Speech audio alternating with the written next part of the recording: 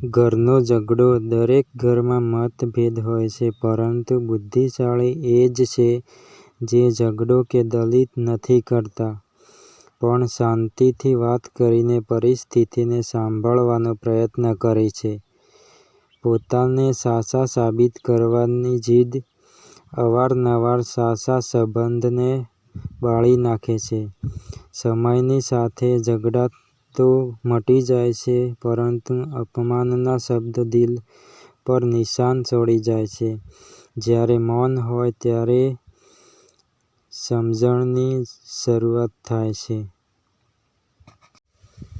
આજનું પરિવર્તન. ફાટેલા કપડાં સીવીને કે થીગડું મારીને પહેરનારી પેઢી પૂરી થઈ ગઈ છે.